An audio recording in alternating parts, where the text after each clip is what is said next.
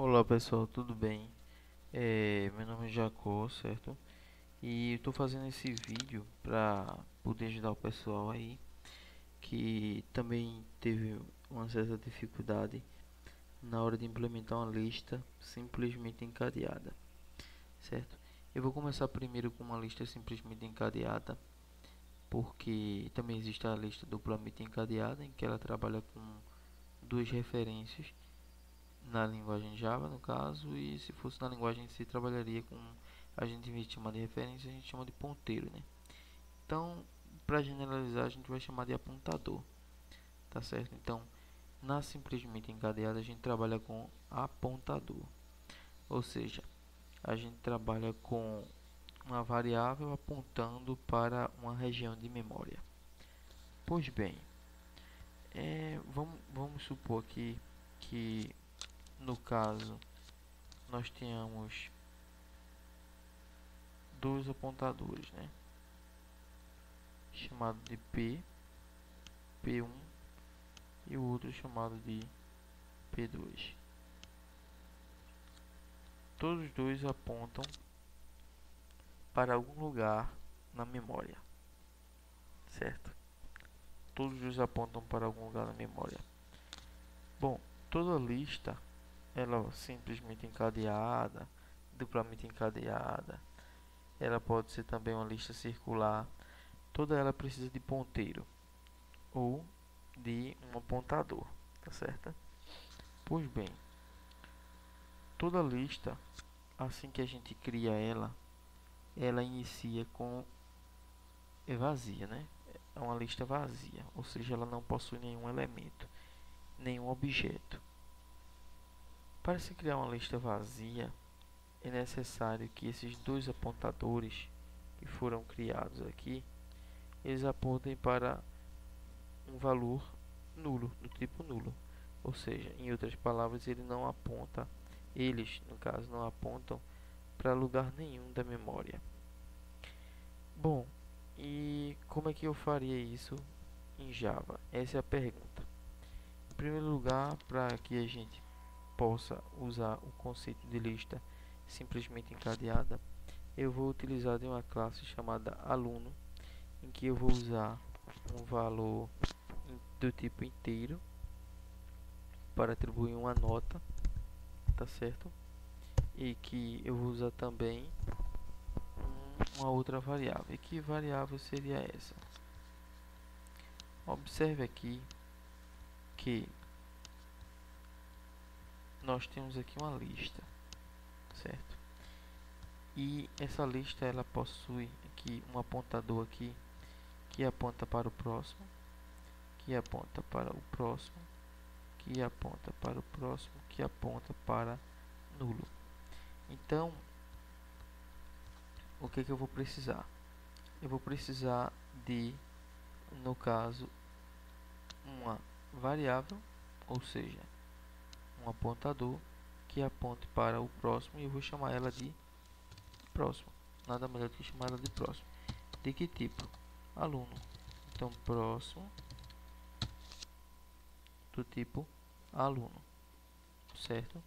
Então, essa variável aqui ela vai armazenar o valor de nota e de tudo que tiver aqui dentro. Ela vai ser uma referência, certo?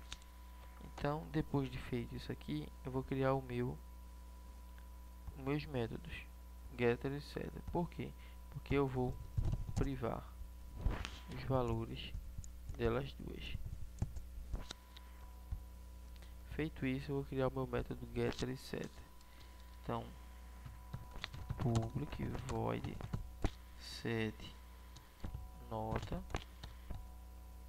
recebe nota por parâmetro diz.nota recebe nota, depois public int para retornar get nota, e eu vou retornar diz.nota.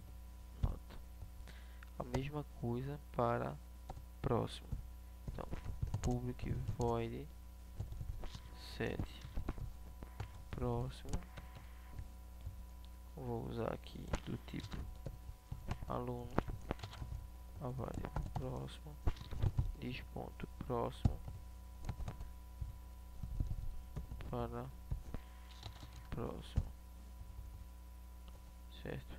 E depois, por último, public aluno retorna do tipo aluno, get próximo, e aqui return diz ponto próximo. Feito isso, eu terminei aqui a minha interface da classe aluno. Agora o que é que eu preciso? Eu preciso agora criar a minha interface do aluno lista. Nessa minha classe aqui, aluno lista, o que é que eu vou precisar? Eu vou precisar de, primeiro, um contador que conte a quantidade de elementos que a minha classe vai ter. Ou seja, cada vez que eu inserir um objeto, por exemplo, vou chamar esse objeto de 1, esse de 2, esse de 3 e esse de 4. Se eu insiro um objeto, a minha variável contadora ela conta mais 1. Ela vai começar com 0, ou seja, 0 elementos. Cada vez que eu inserir um objeto, ela vai aumentar 1, certo? Então, eu vou criar uma variável quantidade de elementos. Vou criar também o que? Esses meus dois apontadores, que é P1 e P2. P1 aponta para o primeiro e P2 aponta para o último elemento. Então, são do que tipo? Do tipo aluno. Então, P1 eu vou chamar de primeiro e P2 eu vou chamar de último. Então, P1 aponta para o primeiro elemento e P2 aponta para o último elemento. Bom, observe que nós estamos ainda, no caso, com uma variável, no caso, que não, uma lista que não tem ainda nenhum elemento. Como é que eu faço para inicializar ela vazia? Então, inicializando uma lista vazia, eu vou primeiro criar o meu construtor, certo? Aluno lista, que é o meu construtor, e vou setar todos esses valores.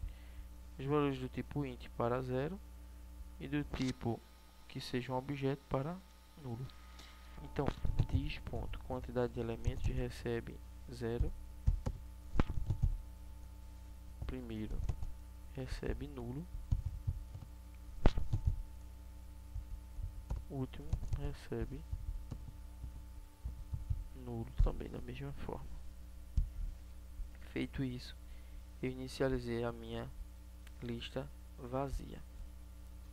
Pois bem, então ela já está vazia. Qual é o meu objetivo agora? Meu objetivo é inserir elementos nessa minha lista. Para que eu possa inserir elementos, eu tenho que primeiro atentar para o seguinte: eu posso inserir um elemento no início, posso inserir o elemento no meio ou posso inserir o elemento no final. Pois bem, o primeiro método vai ser para inserir no começo. Inserir no começo. Então, int aqui, no caso, eu vou criar um objeto que tenha como, no caso, o atributo seja uma nota, que é exatamente referente a essa nota aqui, tá certo? Tudo que eu for inserir lá vai vir parar nessa classe aqui, tá certo? Porque aqui eu vou usar esses métodos aqui, ó, getters, os métodos setters e getters, né? Getters para poder pegar o valor, setter para poder setar o valor. Então, inserir no começo. Primeiro de tudo, a gente vai verificar se é vazio a lista. Então, se a lista é vazia é porque a quantidade de elementos é 0. Se a quantidade de elementos é porque a lista é vazia. A lista é vazia. Do contrário, a lista não é vazia. E aí eu começo a inserir elementos. Pois bem, eu vou dar uma pausadinha nesse vídeo para poder continuar no próximo vídeo, tá?